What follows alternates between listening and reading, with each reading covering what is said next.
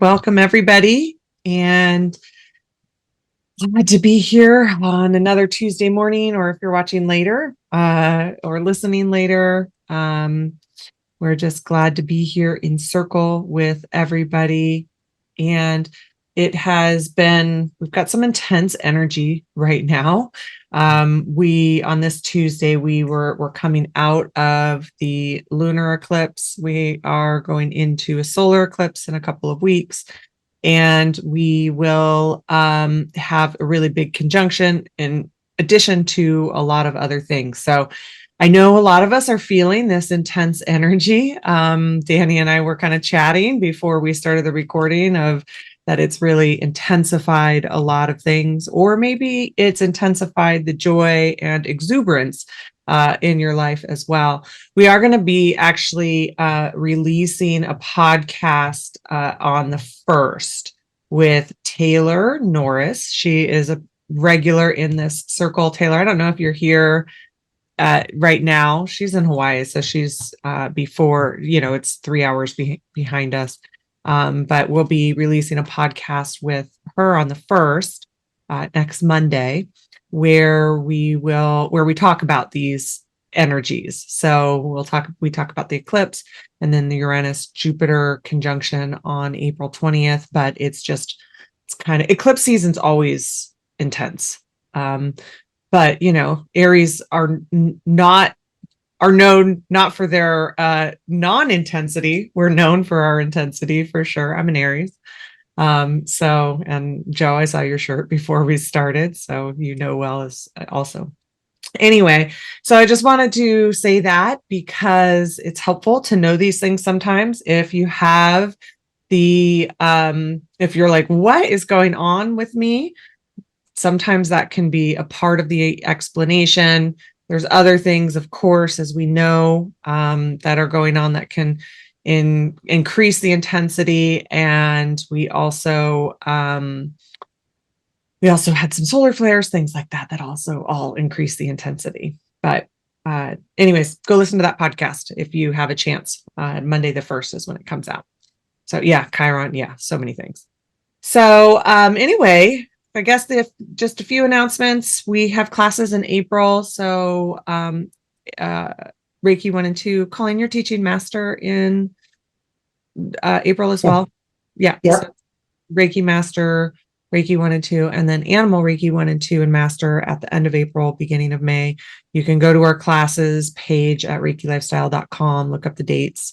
There's still room. So we'd love to have you join us. Those are all online. All right. Well, I think that we'll go ahead and start and get into today's topic. So what we are talking about today is ideal client. So we've been talking about, last week we did the equinox. So we kind of took a week off, even though it's all related, right? But a couple of weeks ago, we talked about how to explain Reiki. Then, we're explaining why somebody would want to take a Reiki class. But the other thing to know is what potentially your ideal client is. There's a couple of different terms for that. Ideal client is one of them. Determining your avatar, as far as like what your client's avatar is another one. And then also another term can be persona development. So we know that we have a lot of people in these classes or in these circles or that are listening that aren't necessarily interested in being a professional Reiki practitioner. That's okay. Some of this work can still help you to determine your interest as far as who you would like to share Reiki with. Maybe you volunteer Reiki. Maybe it's just for yourself. And this kind of work also helps you to move into that further a deepening relationship with that and further confidence that that is just who you're sharing Reiki with. Maybe it's just for friends and family. Maybe it's animals. So there's a lot of different things that your ideal client can be. It doesn't just have to be from the terms of a professional Reiki practitioner. If you are interested in that or as a volunteer, those kinds of things where you are in more of that professional place with it. This kind of these kinds of exercises, this kind of work can really help you to determine who that is, so that if you are looking to spread Reiki in your unique market or in your unique sphere, then it helps you to kind of narrow that down.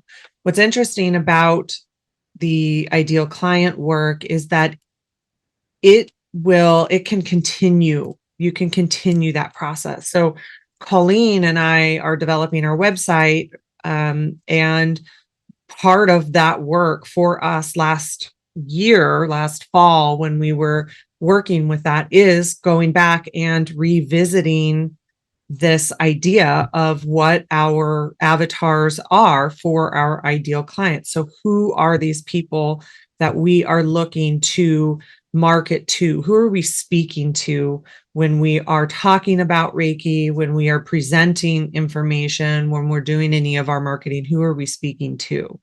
And narrowing that part down can be a really helpful piece for you and for your business.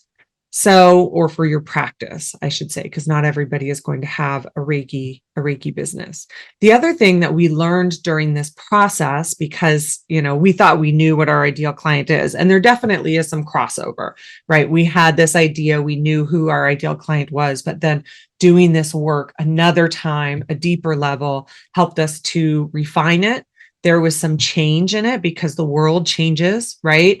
The last time that we did it, I would say, was when we were still a lot more, when the world was still kind of only in person when it came to the Reiki sphere, the Reiki space.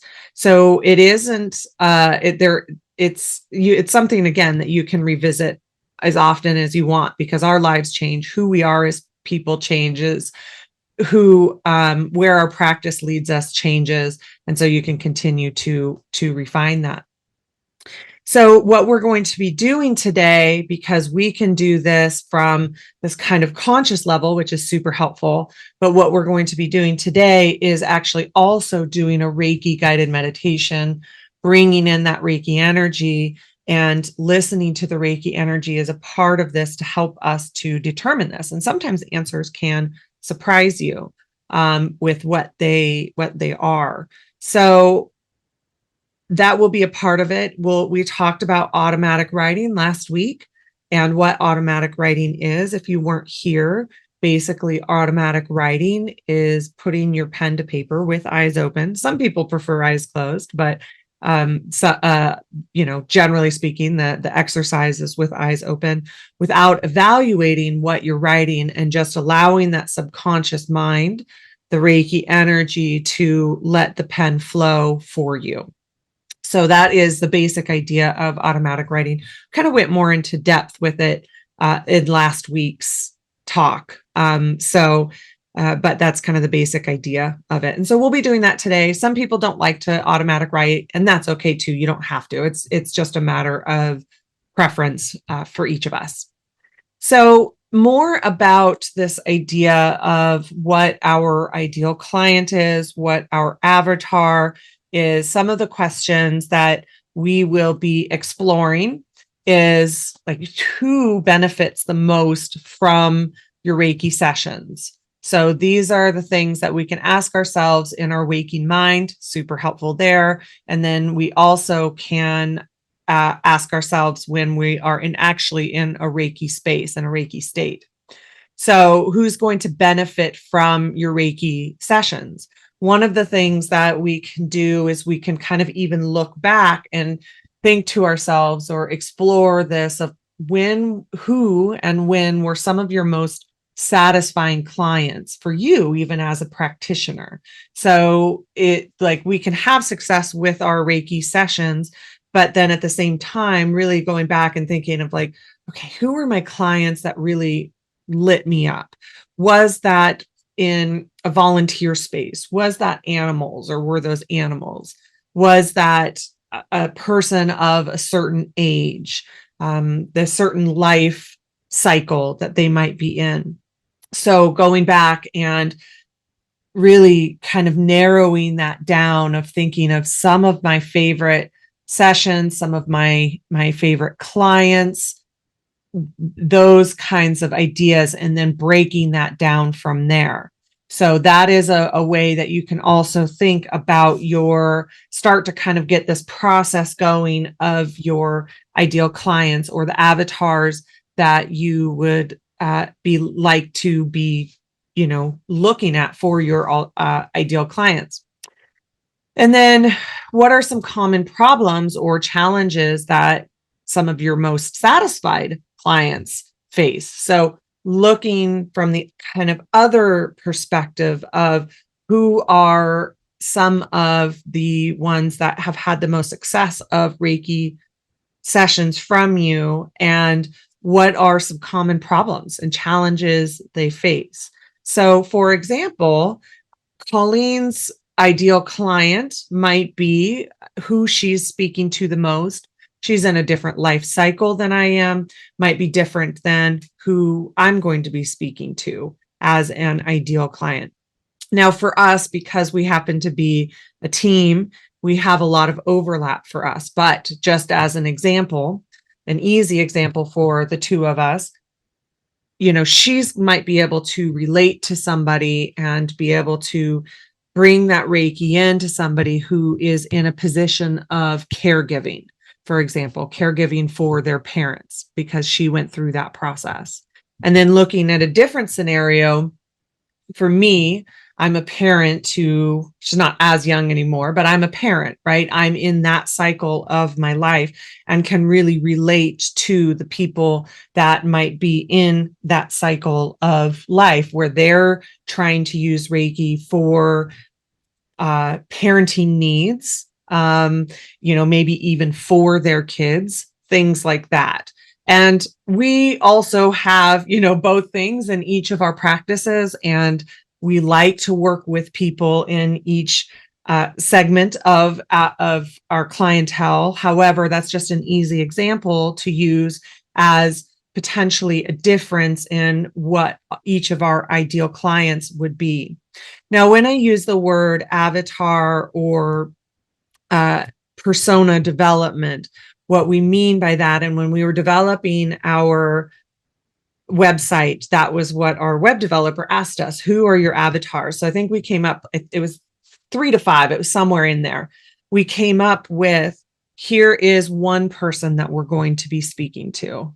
Here's another type of person that we're going to speak to, which, if we're going to use the examples that I just used, the caregiving, the parents, right? Here's 2 people that we're going to be using. We can look at people that may want to use it in a professional way. So people who want to be Reiki practitioners, Reiki teachers, or already are those things and want to continue to develop their practice to an even greater depth. That might be another avatar. And the avatar is the representation of a group of people that we not only generally speak to, but also who we would like to speak to, because there is that piece of this involved as well, of like, who are we interested in our market to, as far as like what we like to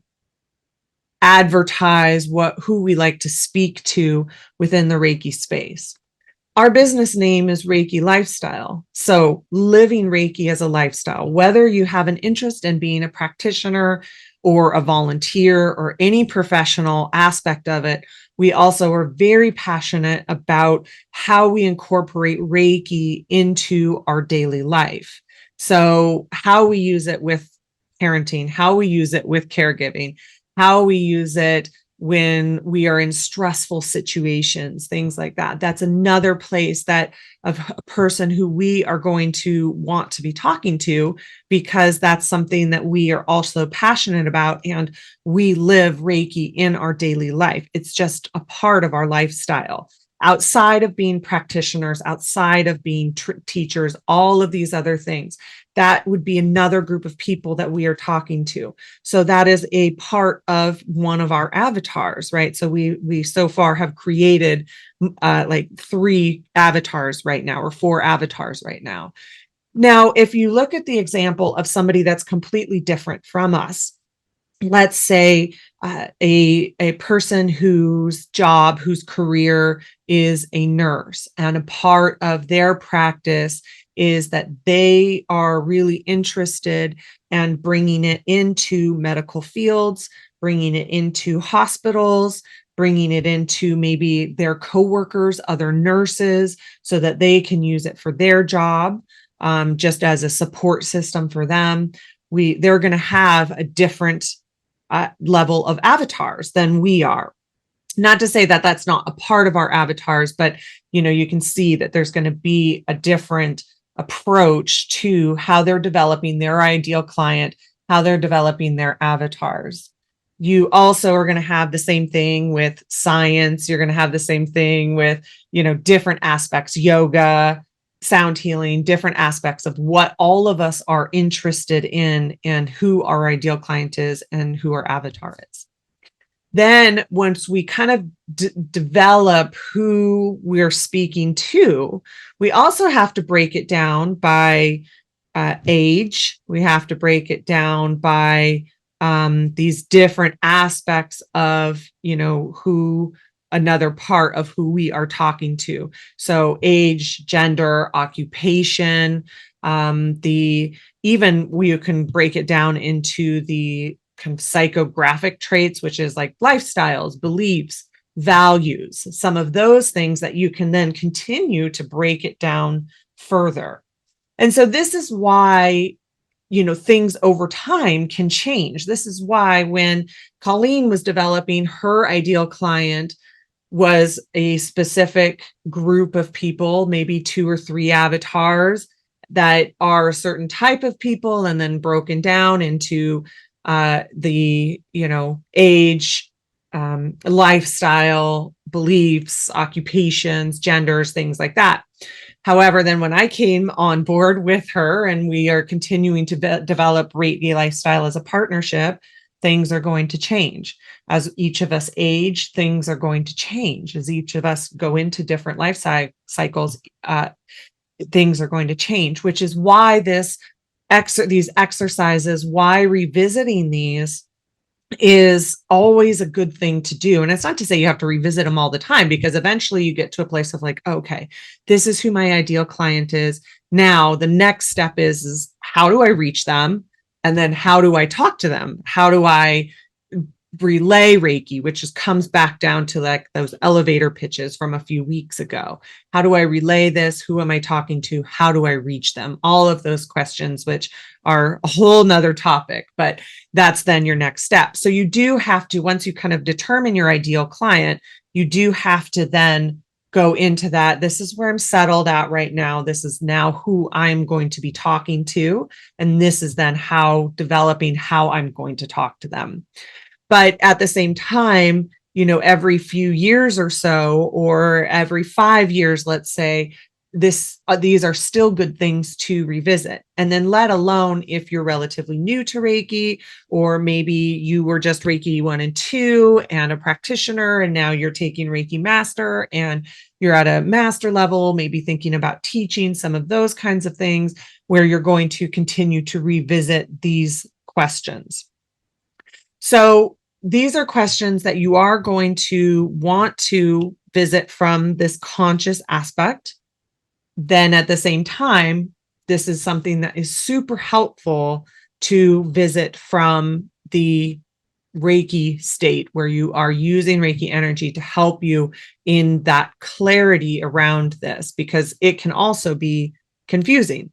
There can be a lot of, oh, I want this and this and this and this and this, where doing it from the perspective of Reiki can help you to really go into that deep inner listening, Reiki supporting you in manifesting your goals and manifesting your dreams, things like that too. That helps you kind of quiet the noise of all the potential infinite options and to really narrow it down, and asking these questions and prompting through automatic writing.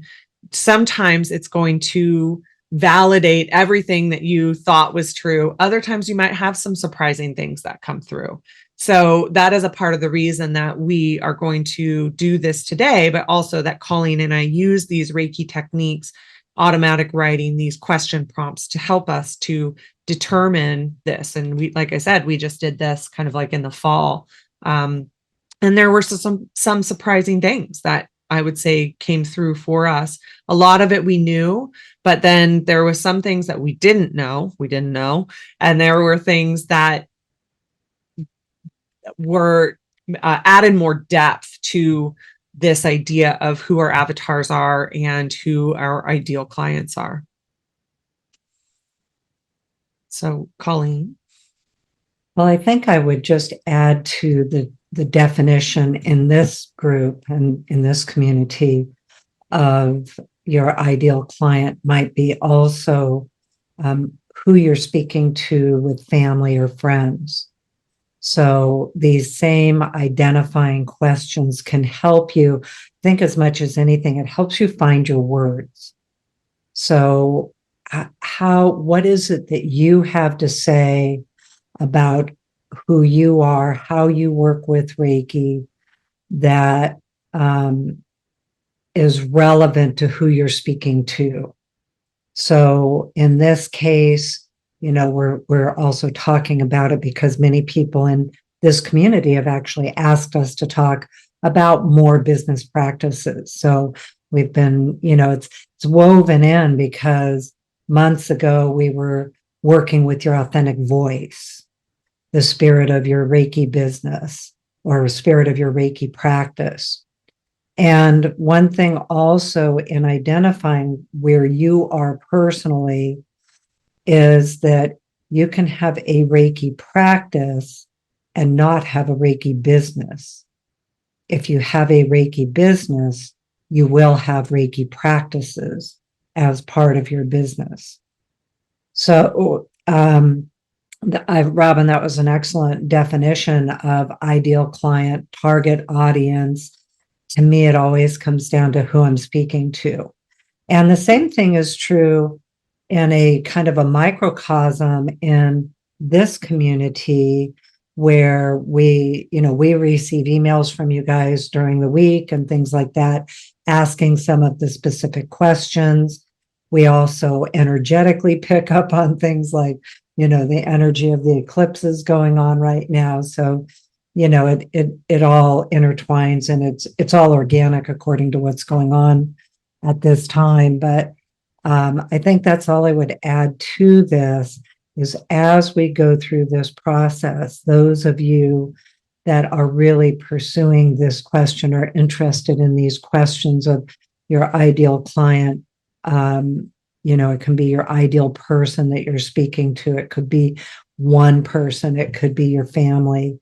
I have to think about a lot of times in my interpersonal relationships, how I speak about Reiki, and these questions still help.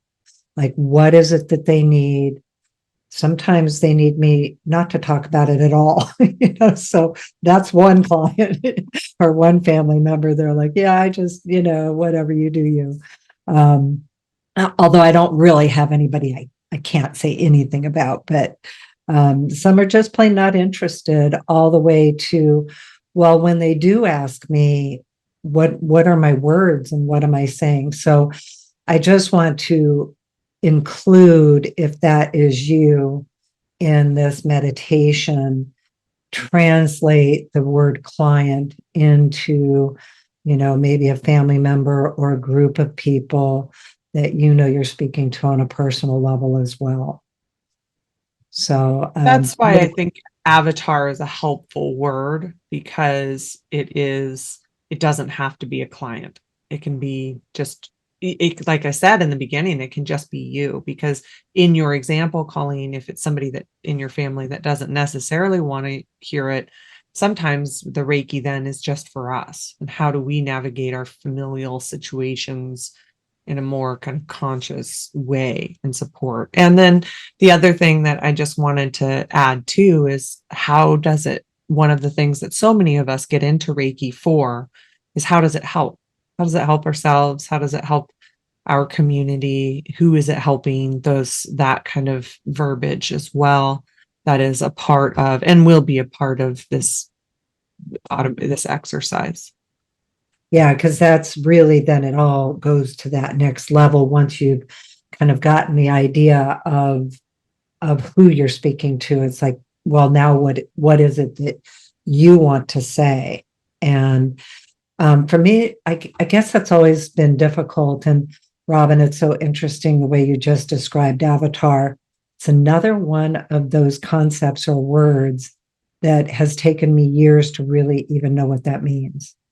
So it's funny because I started working with my avatar back with Adia, gosh, maybe in 2008 or 10.